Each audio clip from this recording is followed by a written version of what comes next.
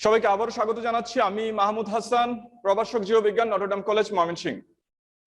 এখানে তোমাদের সিলেবাসে কয়েকটা ভাইরাসের গঠন দেয়া আছে, যেমন টিটুফাসের গঠন। তোমাদের বইয়ের মধ্যে দেখবা এখানে আরেকটা ভাইরাসের গঠন দেয়া আছে, টিএমবি এর গঠন। টিএমবি এর গঠন এবং যে ভাইরাসটা নিয়ে এটা সম্পর্কে খুব একটা বেশি না দেওয়া থাকলেও আমরা এটা সম্পর্কে আজকে জানবো। এটা হচ্ছে কোভিড, COVID, COVID-19। হ্যাঁ, বর্তমান বিশ্ব তোলপাড় হয়ে যেতেছে যে ভাইরাসটা নিয়ে, আমরা সেটারও আজকে সাধারণ গঠন দেখব এবং পরবর্তীতে আমরা আজকে জানবো ভাইরাসের অর্থনৈতিক গুরুত্ব, ভাইরাস এর অর্থনৈতিক গুরুত্ব। তো তোমরা যদি টেস্ট পেপার খেয়াল করো দেখবা এই প্রশ্নগুলো অনেকবার আসছে, বিভিন্নভাবে বিভিন্ন বোর্ড পরীক্ষাতে আমরা এই প্রশ্নগুলো দেখছি। তাহলে আজকের ক্লাসটা খুবই ইম্পর্টেন্ট একটা ক্লাস। তো এই ক্লাসের সবটুকু অংশ খুব মনোযোগ দিয়ে খেয়াল করো আমি কিভাবে আজকে এগুলো আলোচনা করতেছি। তো তোমরাও ঠিক একইভাবে খাতার মধ্যে এভাবে অংশগুলো গুছায় নিবা। তো চলো আমরা প্রথম আজকে শুরু করতেছি ফাস ভাইরাসের গঠন দিয়া, টিটুফাসের গঠন। যারা পরে জয়েন করছো তাদের জন্য বলতেছি আমরা আজকে এই টপিকগুলো পড়বো। তো আমরা আজকে প্রথম পড়ব টিটুফাসের গঠন। এই ভাইরাসটার গঠনটা আমাদের বইয়ে অনেক স্পষ্ট করে ক্লিয়ার করে দেয়া আছে। চলো আমরা এই ভাইরাসটা সম্পর্কে জানি। এখানে আমি একটা চিত্র আঁকা রাখছি, টিটুফাসের চিহ্নিত চিত্র। তো প্রথম আমরা চলো এই নামটা এমন কেন হয়েছে এটা সম্পর্কে আগে জানি। তোমরা জানবা ফাস জদিয়া, দন্তা সদিয়াও আছে কোন বইয়ে। ফাস একটা গ্রিক শব্দ যার অর্থ হচ্ছে টু ইট বা ভক্ষণ করা। একজন ফরাসি বিজ্ঞানী দা হেরেলি ফিলিক্স, উনি সর্বপ্রথম এই নামটা দিছিলেন। কেন দিছিলেন? এই ভাইরাসের কিছু বৈশিষ্ট্য বিবেচনা করে উনি এরকম একটা নাম দিছিলেন যে এটা একটা ফাস ভাইরাস। কেন এরকম নাম দিছিলেন? সংজ্ঞাটা আমরা এইভাবে বলতে পারি, যে ভাইরাস অন্য কোনো অণুজীব ভক্ষণ করতে পারে, ভক্ষণ বা গ্রাস বা তার দেহকে বিগলন বা লাইসিস করে। যে ভাইরাস কি করতে পারে? অন্য যে কোনো অণুজীব, হ্যাঁ, এটা ব্যাকটেরিয়া হতে পারে, এটা ছত্রাক হতে পারে, তাদের দেহটাকে কি করে? গ্রাস করে বা ভক্ষণ করে বা তার দেহটাকে বিগলন করে, তাকে আমরা কি বলবো? ফাস ভাইরাস বলবো। টিটু ভাইরাসটার মধ্যে আমরা দেখব এই টিটু ভাইরাসটার মধ্যে এই গুণটা আছে, এই জন্য টিটু ভাইরাসকে আমরা বলি টিটু ফাস ভাইরাস। সে যেহেতু সাধারণত ব্যাকটেরিয়াকে লাইসিস করে, এই জন্য আমরা এটাকে বলি ব্যাকটেরিওফাস বলি। টিটু ফাসের আরেকটা নাম হচ্ছে ব্যাকটেরিওফাস ভাইরাস। চলো আমরা এর গঠনটা দেখব। প্রথম টিটুফাসের দৈহিক গঠন। আমি আগেই বলছি, অনেকবার আসছে এই প্রশ্নটা, টিটুফাসের দৈহিক গঠন তুমি পরীক্ষার মধ্যে আসলে কিভাবে আনসার করবা। তো এখানে দেখো বোর্ডের মধ্যে আমি যে চিত্রটা আঁকছি, তুমি এই চিত্র না, তুমি এটাকে আরো ইজি করে আঁকবা। এই চিত্রটাকে যদি আমরা আরো ইজি করে আঁকি, জাস্ট আমরা এখানে মস্তকের গঠনটা দেখাবো। এটা হচ্ছে তার মস্তক, তারপর নিচের যে অংশটা এটাকে আমরা কি বলবো? এটা হচ্ছে তার লেজ। মস্তকের গঠন, লেজের গঠন আমরা এইভাবে দেখাবো। এইভাবে মোটামুটি টিটুফাসের দৈহিক গঠনটা আলোচনা করব। তো দেখো আমরা যদি গঠনটা দেখি, প্রথম আমরা মাথা বা মস্তকের গঠনটা যদি দেখি, দেখো এইটুকু ছিল তার মস্তক। এটা দেখতে কেমন? এটা একটা ষড়ভুজ আকৃতির বা প্রিজমের মতো অংশ, ষড়ভুজাকৃতির বা প্রিজম সদৃশ একটা গঠন। আমরা যদি দেখি তার দৈর্ঘ্য কত, তার দৈর্ঘ্য হইতেছে 93 থেকে 110, 93 থেকে 100 ন্যানোমিটার। আর মস্তকের আড়াআড়ি ভাবে যদি আমরা ব্যাসটা চিন্তা করি, তার ব্যাস হইতেছে 65 ন্যানোমিটার। এই মস্তকের মধ্যে কি আছে? মস্তকের দেখো বাইরে যে আবরণীটা থাকে তাকে আমরা বলি ক্যাপসিড। আর এই ক্যাপসিডটার ভিতরে কি থাকে? এই ক্যাপসিডটার ভিতরে একটা দ্বিসূত্রক ডিএনএ অণু থাকে। হ্যাঁ, আমরা ওইদিন পড়ছিলাম যে ভাইরাসের মধ্যে ডিএনএ অণুর মধ্যেও পার্থক্য আছে। কিছু কিছু ভাইরাস আছে তাদের ডিএনএ থাকে এক সূত্রক, কিন্তু টিটুফাসের ক্ষেত্রে ডিএনএটা কেমন থাকে? এটা নরমাল দ্বিসূত্রকই থাকে। আর এই ডিএনএ এর মধ্যে আমরা জানবো এই ডিএনএ এর মধ্যে কি থাকে। এই ডিএনএ এর মধ্যে 60,000 জোড়া 60,000 জোড়া কি থাকবে? নিউক্লিওটাইড থাকবে, নিউক্লিওটাইড। হ্যাঁ, তোমরা প্রথম অধ্যায়ে ডিএনএ এর গঠন পড়ছো, ওইখানে নিউক্লিওটাইড কাকে বলে তোমাদের নিশ্চয়ই জানা আছে। এবং এইখানে প্রায় 150টা 150টি জিন থাকবে। এই সকল বৈশিষ্ট্য নিয়ে মোটামুটি তার মাথার গঠন। তারপরে আমরা যে অংশটা দেখব, মাথার নিচে থাকে লেজ, এই মাঝখানে একটা সংকীর্ণ একটা জায়গা থাকে যাকে আমরা বলবো কলার। আমাদের দ্বিতীয় পার্টের মধ্যে আলোচনা নিয়ে আসবো কলার নিয়ে। দেখো এই মাথা লেজের মাঝখানে যে সংকীর্ণ জায়গাটা থাকে তাকে আমরা কি বলবো? কলার বলবো। এখানে কি থাকে? এখানে একটা প্রাচীরের মতো থাকে, একটা পর্দার মতো থাকে, যার জন্য ডিএনএ কখনো লেজের মধ্যে আসে না।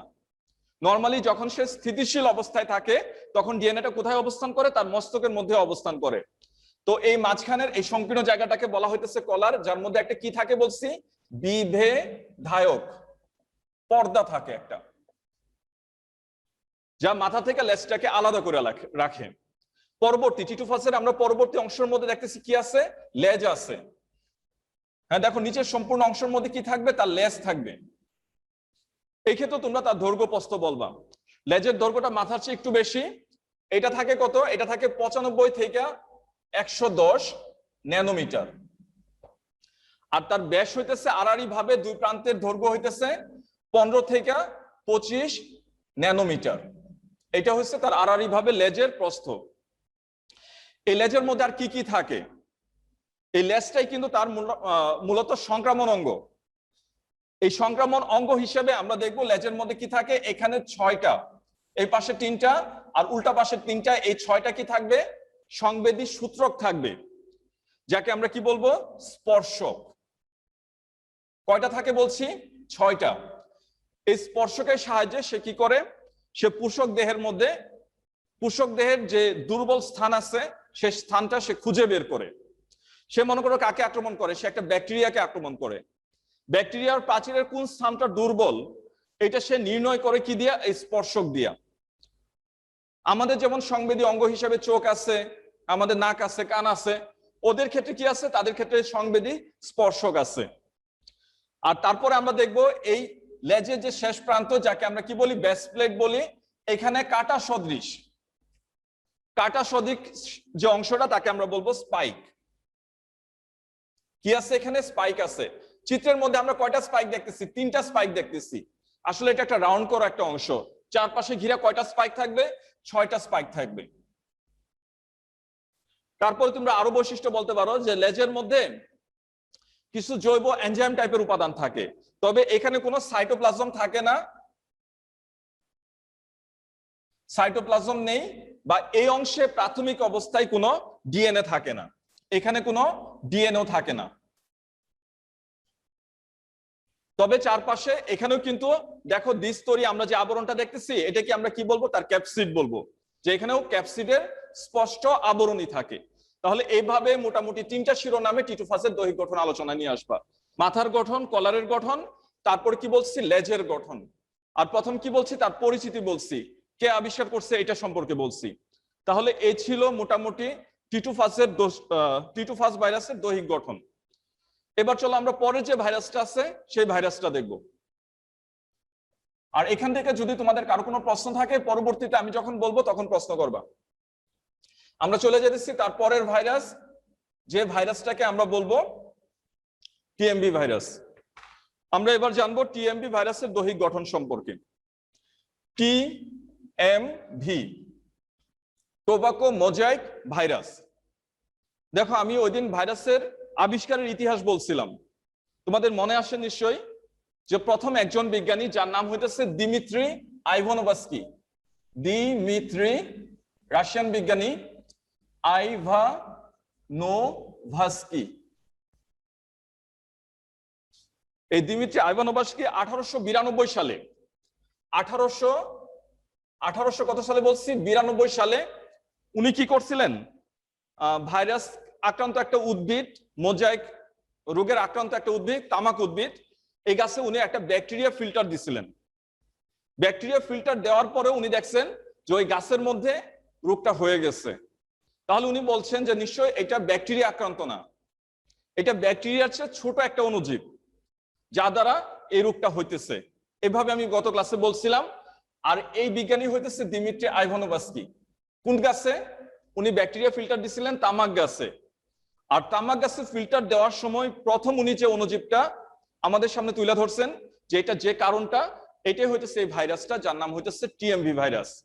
তাহলে আমরা বলতে পারি প্রথম আবিষ্কারককে এই আইভানোভাস্কি, যদিও তিনি এর প্রকৃত আকার আকৃতি গঠন এগুলো কিছুই বলতে পারেন নাই। তাহলে পরবর্তীতে কে প্রকৃত আকার আকৃতি গঠন বর্ণনা করছেন, যাকে আমরা মূল আবিষ্কারক হিসাবে বলবো, তিনি হচ্ছেন একজন ডাচ বিজ্ঞানী। ডাচ বিজ্ঞানী যার নাম হইতেছে মার্টিন বিজারিঙ্ক। বিজারিঙ্ক ডাচ বিজ্ঞানী বা উলন্দাজ বিজ্ঞানী আমরা বলতে পারি। এই মার্টিন বিজারিঙ্ক উনি প্রথম এই টিএমবিটা আবিষ্কার করছেন। কিন্তু পরবর্তীতে আমরা দেখছি আমেরিকান বিজ্ঞানী স্ট্যানলি এই টিএমবি ভাইরাসকে কি করছেন? ক্রিস্টাল তৈরি করছেন, তাকে কেলাসিত করছেন। আমেরিকান বিজ্ঞানী স্ট্যানলি, তোমাদের মনে আসছে নিশ্চয়ই গত ক্লাসে বলছিলাম যে 1935 সালে ভাইরাসের ক্রিস্টাল সংগ্রহ করছিলেন। 1 টন তামাক পাতা থেকে উনি 1 চামচ পরিমাণ ভাইরাসের ক্রিস্টাল সংগ্রহ করছিলেন, যাকে পরবর্তীতে নোবেল দেওয়া হয়েছিল। তাহলে দেখো টিএমবি ভাইরাসের নামের সাথে তার আবিষ্কারের সাথে 3 জন বিজ্ঞানী নাম জড়িত, আইভানোভাস্কি, বিজারিঙ্ক, আর একজন হচ্ছে আমেরিকান বিজ্ঞানী স্ট্যানলি। তাহলে এভাবে আমরা তার গঠনটা শুরু করলাম। এবার দেখি তার আকার আকৃতি, টিএমবি ভাইরাসের আকার আকৃতি। পরীক্ষাতে আসলে তুমি এইভাবে আনসার করবা, টিএমবি ভাইরাসের আকার আকৃতি। যদি আসে একটা আরএনএ ভাইরাসের গঠন বর্ণনা করো, বা আসলে একটা উদ্ভিদ ভাইরাসের গঠন বর্ণনা করো, তাহলে তুমি বুঝবা যে এটা কোনটা আসছে, এটা আসছে টিএমবি ভাইরাস। আর যদি বলে যে একটা ডিএনএ ভাইরাসের গঠন বর্ণনা করো, তাহলে বুঝবো এটা কি আসছে, টিটুফাস ভাইরাস। যাই হোক, আমরা দেখবো তার আকার আকৃতি। এটা দৈর্ঘ্য আমাদের জানা আছে, এটা দৈর্ঘ্য হইতেছে 280 থেকে 300 ন্যানোমিটার। কোভিড ভাইরাস আবিষ্কারের আগ পর্যন্ত ধরা হইতো যে এটাকে সবচেয়ে বড় ভাইরাস, কিন্তু পরবর্তীতে দেখা গেছে কোভিড ভাইরাস তার চেয়ে তো বড়। আচ্ছা যাই হোক, এটা দৈর্ঘ্য হচ্ছে 280 থেকে 300 ন্যানোমিটার। আর আড়াআড়ি ভাবে তার ব্যাস হইতেছে কত, 15 থেকে 18 ন্যানোমিটার। 15 থেকে 18 ন্যানোমিটার। অর্থাৎ আমরা দেখতেছি তার দৈর্ঘ্য তার প্রস্থের চেয়ে 17 গুণ বেশি। তারপর আমরা আকার আকৃতির পরেই আমরা জানবো তার ক্যাপসিড সম্পর্কে। ক্যাপসিড তোমাদের জানা আছে, আমরা গত ক্লাসে ক্যাপসিডের সংজ্ঞা পড়ছিলাম যে নিউক্লিক অ্যাসিডকে ঘিরে যে প্রোটিনের যে আবরণী থাকে তাকে বলা হয় ক্যাপসিড। তাহলে এখানে তুমি চিত্রের মধ্যে খেয়াল করো, এটা হইতেছে আরএনএ। তাহলে আরএনএ কে ঘিরে আমরা দেখতেছি চারপাশে যে প্রোটিনের আবরণী থাকে তাকে আমরা বলতেছি ক্যাপসিড। তাহলে তোমাদের মনে আছে আমি ওদিন বলছিলাম ক্যাপসিডের একককে বলা হয় ক্যাপসোমিয়ার। এখানে আঙ্গুরের থোকার মতো যে থোকাগুলো দেখতেছি এই সবগুলাই হইতেছে এক একটা ক্যাপসোমিয়ার। আর এখানে কতগুলো ক্যাপসোমিয়ার থাকে? হ্যাঁ, তোমাদের বই আছে, এটা হইতেছে 2180 থেকে 2200টি ক্যাপসিড থাকে। অর্থাৎ 2180 থেকে প্রায় 2200টি ক্যাপসিড থাকে এখানে। আর এই ক্যাপসিড গুলা কি দিয়ে তৈরি? এগুলা প্রোটিন দ্বারা তৈরি। আর প্রোটিন ভাঙলে কি পাওয়া যায়? অ্যামিনো অ্যাসিড পাওয়া যায়। তো এখানে কতগুলো অ্যামিনো অ্যাসিড থাকে? এখানে 158টি করে অ্যামিনো অ্যাসিড গড়ে দেখা যায়। তাহলে আমরা এই তথ্যটা জানলাম যে এটা চারপাশে কি থাকে, ক্যাপসিড থাকে। ক্যাপসিড কি দ্বারা তৈরি, কতগুলো একক থাকে, আমরা এটা সম্পর্কে জানলাম। এরপরের যে পয়েন্টটা আমরা জানবো, এই টিএমবির মধ্যে কি থাকে, পরবর্তীতে আমরা পয়েন্ট হিসেবে আমরা জানবো যে তার নিউক্লিক অ্যাসিড বা তার আরএনএ সম্পর্কে জানবো। হ্যাঁ, এখানে দেখতেছি আমরা যে চক্রাকারে বৃত্তাকারে একটা আরএনএ দেখতেছি, তার ভিতরের দিকে অবস্থান করছে। এখানে জাস্ট আমরা অল্প একটু দেখছি বাইরের দিকে, বাকি সম্পূর্ণ অংশ তার ভিতরের দিকে থাকে। তোমাদের নিশ্চয়ই জানা আছে আরএনএ কেমন থাকে, আরএনএ থাকে এক সূত্রক, ডিএনএ কেমন দ্বিসূত্রক। কিন্তু এক সূত্রক থাকলেও তার মধ্যে কি থাকবে, নিউক্লিওটাইড থাকবে, নিউক্লিওটাইড থাকবে, তার মধ্যে কি থাকবে, জিন থাকবে। তুমি জানবা যে এখানে যে আরএনএ আছে তার মধ্যে 6500 মানে 6500টি করে নিউক্লিওটাইড থাকে, নিউক্লিওটাইড থাকে। সুতরাং এর মধ্যেও অনেক অনেক জিন থাকবে। তাহলে এভাবে আমরা আরেকটা পয়েন্ট জানলাম তার নিউক্লিক অ্যাসিড বা তার আরএনএ সম্পর্কে। আমরা লাস্ট যে পয়েন্টটা জানবো তার আণবিক ওজন সম্পর্কে জানবো, টিএমবির আণবিক ওজন। দেখো আমরা যে চিত্রের মধ্যে দেখতেছি টিএমবি ভাইরাসের মধ্যে মাঝখানে কেন্দ্রীয় অংশে কি থাকে, তার আরএনএ থাকে, আর চারপাশে কি থাকে, প্রোটিন একক থাকে। আমরা যদি হিসাব করি তার প্রোটিনের পরিমাণ হচ্ছে তার মোট দেহের 95%, অর্থাৎ ম্যাক্সিমাম উপাদানই হইতেছে তার প্রোটিন। আর টোটাল একটা টিএমবির আণবিক ওজন, এগুলো তোমাদের মনে রাখতে হবে, আণবিক ওজন হইতেছে 37 কেডি, কিলো ডাল্টন, সরি এটা হবে million Dalton, 37 million Dalton, million Dalton. আণবিক এককের ক্ষুদ্রতম একক হইতেছে ডাল্টন, 37 মিলিয়ন ডাল্টন থাকে। তো এগুলো তোমরা কেমিস্ট্রিতে আরো ক্লিয়ার হইতে পারবা। আণবিক ওজনের একককে আমরা কি বলি, অ্যাটমিক মাস ইউনিট, এটাকে আমরা সংক্ষেপে ডাল্টন বলি।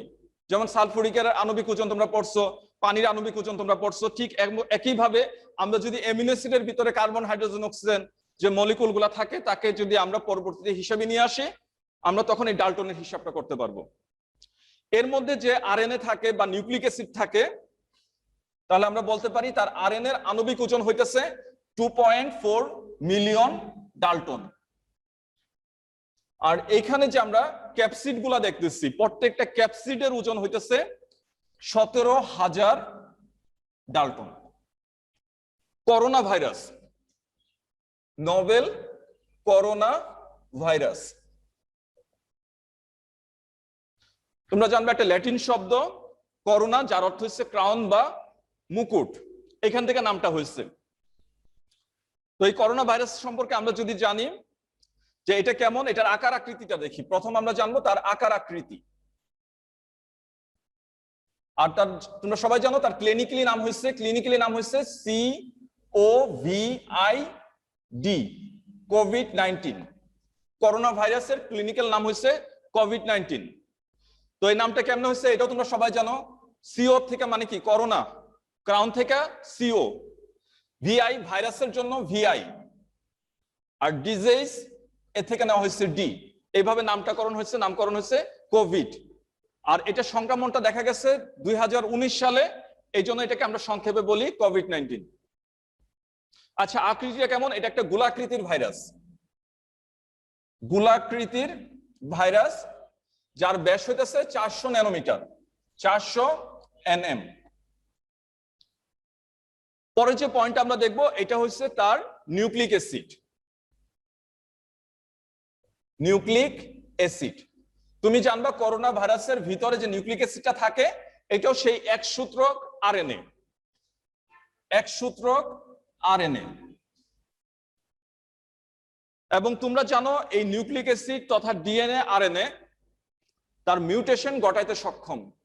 মিউটেশন মানে কি, ক্ষুদ্র পরিবর্তন, এবং যে পরিবর্তনটা বংশ পরম্পরায় যায়।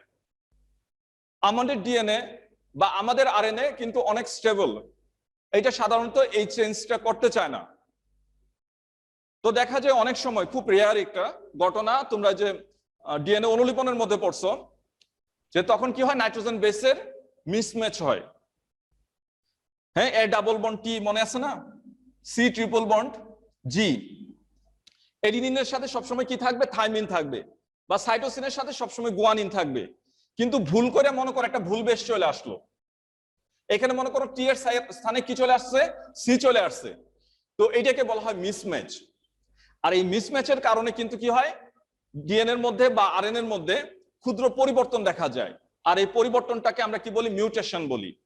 আর এই ঘটনাটা হয় কার মধ্যে, এই নিউক্লিক অ্যাসিডটার মধ্যে, যেটা এই কোভিড ভাইরাসের মধ্যে খুব দ্রুত সংগঠিত হয়, যে কোনো সময় সংগঠিত হয়। এই ভাইরাসটার বৈশিষ্ট্য এটা যে সেটা নিজেকে খুব দ্রুত চেঞ্জ করতে পারে। আর এটা কোথায় হয়, এই মিসম্যাচগত কারণে হয়। ডিএনএ অনুলিপনের মধ্যে এটা ক্লিয়ার ছিল। যাই হোক, আমরা এখানে এইটুকুই পড়বো। তার মধ্যে কি আছে? নিউক্লিক অ্যাসিড হিসাবে কি আছে? আরএনএ আছে।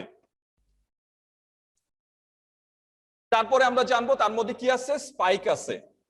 চিত্রের মধ্যে তুমি দেখতেছো এখানে সামনে কাটা সদৃশ অংশ, এগুলো থেকেই মূলত কিন্তু এই ক্রাউন নামটা হয়েছিল, করোনা নামটা হয়েছিল। তার এখানে স্পষ্ট তার মধ্যে স্পাইক বা কাটা দেখা যায়। আর এইগুলা দিয়েই সে কিন্তু পোষকের গায়ে খুব দ্রুত সহজে আটকে যায়। যেমন আমাদের লোহিত রক্তকণিকার মধ্যে কিন্তু স্পাইক গুলা খুব সহজে আটকে যেতে পারে।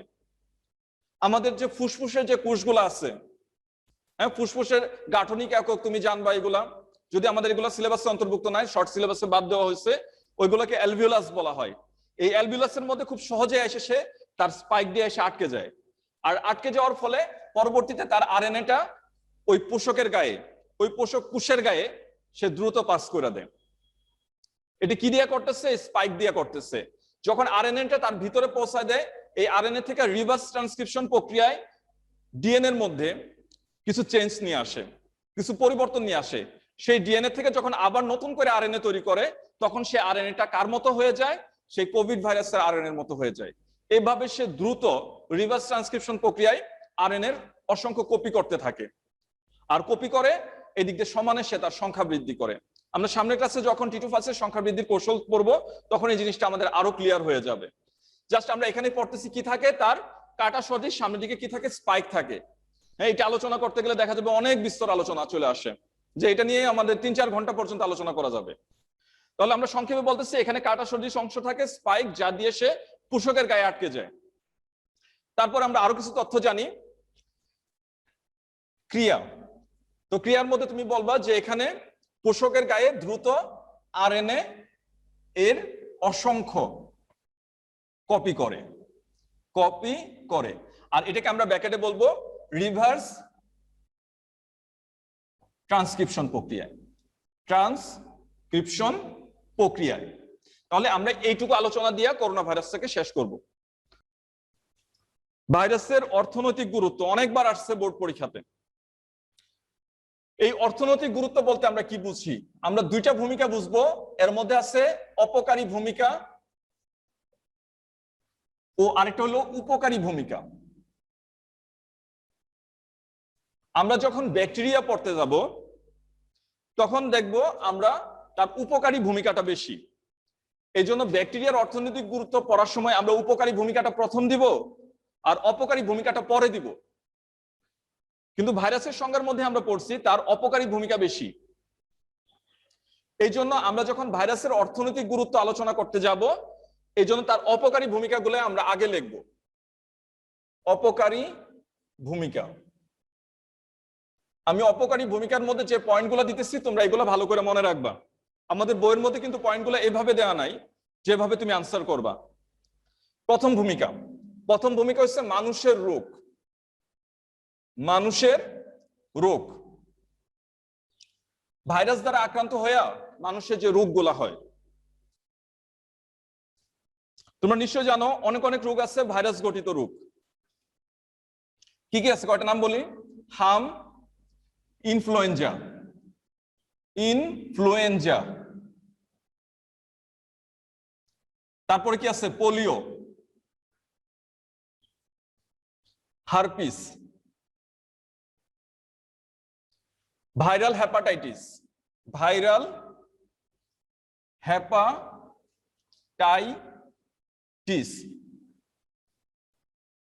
জলাতঙ্ক, জার্মিস,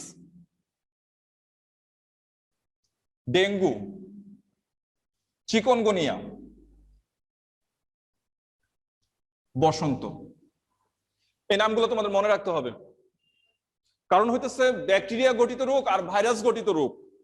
এমসিকিউর মধ্যে এইভাবে আসে, সবসময় একটা এমসিকিউ দেখবে এখান থেকে আসতেছে, এবং তুমি যেন না পারো, তুমি দেখবে নামগুলো দেখলেই তোমার উলট পালট লাগবে। এই জন্য আমি একটা সংকেত দিয়ে দিতেছি, এই সংকেতটা মনে রাখবা। হাইপোহাভাস 2, ডেঙ্গু, চিকন, বসন্ত। দেখো সবগুলোর অর্ধ অক্ষর দিয়ে নামগুলো লিখছি। হাতে প্রথম নামটা হাম, ইতে হইতেছে ইনফ্লুয়েঞ্জা, পথে পোলিও, যে নামগুলো যেভাবে লিখছি। পরে আবার কি হারপিস, ভাতে ভাইরাল হ্যাপাটাইটিস, আর বোরকাজোর নিচে 2 দিচ্ছি, মানে কি বোরকাজোদের 2টা নাম, একটা হচ্ছে জলাতঙ্ক আর একটা হচ্ছে জার্মিস। আর ডেঙ্গু, চিকন, বসন্ত, এই 3টা দিয়ে 3টা নাম।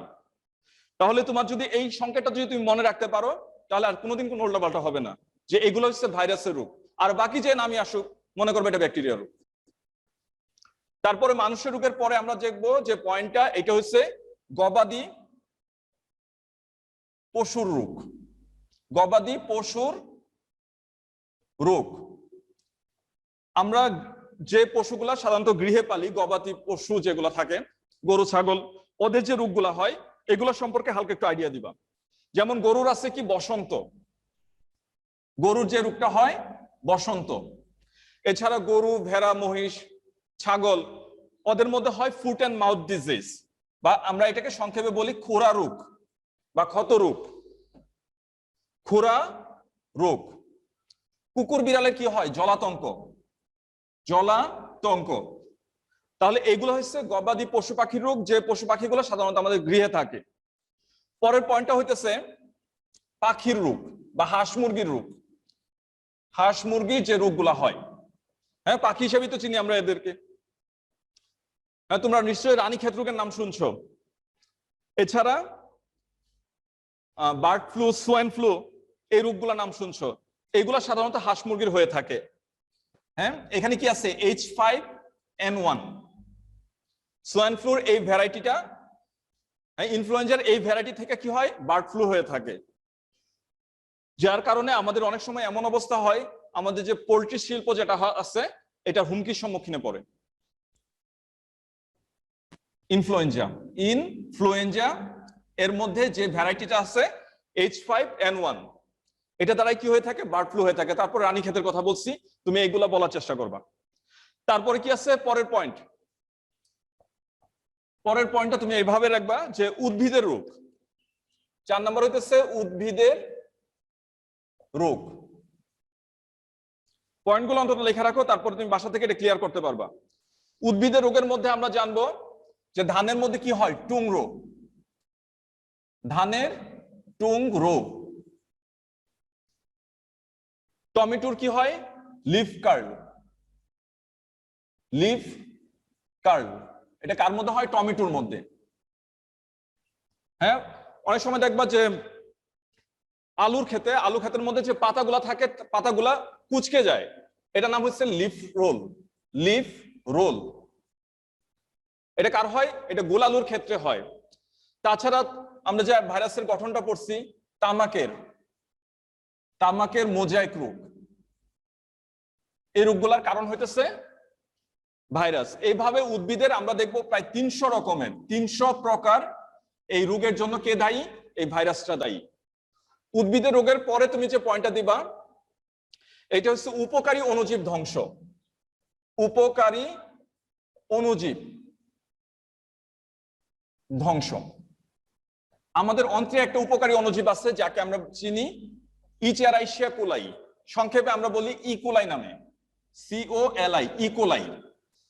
এটা কি করে আমাদের পেটের মধ্যে, আমাদের অন্ত্রের মধ্যে সে কি তৈরি করে, ভিটামিন বি কমপ্লেক্স তৈরি করে। ভিটামিন বি কমপ্লেক্স তৈরিকারী একটি অণুজীব। তাহলে যদি সে ইকোলাইটাকে ধ্বংস করে, এই টিটু ফাজি কিন্তু ইকোলাইটাকে আক্রমণ করে, ফলে দেখা যায় সে অণুজীবটা ধ্বংস হয়ে যায়। এই ধরনের আরো অনেক অণুজীব আছে, এই অণুজীব ধ্বংসের কারণ হইতেছে এই ভাইরাস। তারপরে 6 নম্বর পয়েন্ট হবে মাটির উর্বরতা হ্রাস, মাটির উর্বরতা হ্রাস। এগুলোতে শুধুমাত্র পয়েন্ট বাড়াবা।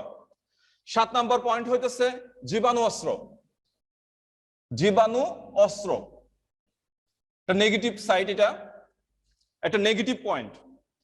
দেখো একটা সময় বিভিন্ন দেশে দেশে যুদ্ধ চলতো। হ্যাঁ আমরা পারমাণবিক বোমা, হাইড্রোজেন বোমা, অ্যাটম বোমা, আমরা বিভিন্ন ধরনের বোমার নাম শুনছি। ওইগুলাতে কি হইতো, আস্ত দেশ ধ্বংস হয়ে যেত। দেশের মধ্যে যদি কোনো খনিজ সম্পদ থাকতো, বনজ সম্পদ, এইগুলো পর্যন্ত নষ্ট হয়ে যেত। কিন্তু এখন উন্নত বিশ্বে কি করে, জীবাণু অস্ত্র। হ্যাঁ দেশ সব ঠিক থাকবে, দেশের সব সম্পদ ঠিক থাকবে, শুধুমাত্র মানুষ মারা যাবে। এই ধরনের জীবাণু অস্ত্র হিসেবে কাকে ব্যবহার করে, ভাইরাস। আমরা অনেক অনেক ভাইরাসের কথা শুনছি, ইবোলা ভাইরাসের কথা শুনছি, এই বর্তমানে কোভিড ভাইরাসের কথা শুনছি, এটাও নাকি বানানো। তো এই ধরনের ঘটনা তো ঘটতেই পারে। একটা নেগেটিভ ক্রিয়া, জীবাণু অস্ত্র, অনেক শক্তিধর দেশ আছে তারা তাদের শক্তি দেখানোর জন্য এই জীবাণু অস্ত্রের প্রয়োগ করে। তবে এটাকে তোমরা খুব বেশি নেগেটিভলি বলো না, যে জাস্ট এটুকু বলবা জীবাণু অস্ত্র অনেক ক্ষেত্রে মরণঘাতী হইতে পারে, বাস এইটুকু বলে ছাড়া দিবা। নেগেটিভ কথা আমাদের প্রশ্নের উত্তরের মধ্যে লেখা যাবে না। তারপরে আমরা আরেকটা পয়েন্ট দেখি কি আছে লাস্ট যে পয়েন্টটা, হ্যাঁ হ্যান্ড রাইজ করছো একটু, 1 মিনিট। লাস্ট যে পয়েন্টটা দিবা তুমি মহামারী, এটা সম্পর্কে অনেক কিছু বলা যায়। মহামারী তুমি কয়টা ভাইরাসের কথা বলবা, যেমন প্রথমে আছে এইচআইভি ভাইরাস। এইচআইভি পজিটিভ রোগীর সংখ্যা বর্তমানে 5 কোটিরও অধিক, তারা কিন্তু মৃত্যুর প্রহর গুনতাছে। ইবোলা ভাইরাস কোষের লাইসিস ঘটায়, রাতারাতি একটা রোগী রাতারাতি মারা যায়। এই কোভিড এর চেয়ে প্রায় 100 গুণ বেশি ভয়ঙ্কর এই ভাইরাসটা, ইবোলা ভাইরাস। পুরা জাতি সভ্যতা ধ্বংস করে দিতে পারে। হ্যাঁ, তারপরে আমরা পড়বো জিকা ভাইরাস, তারপর আছে কি নিপা ভাইরাস।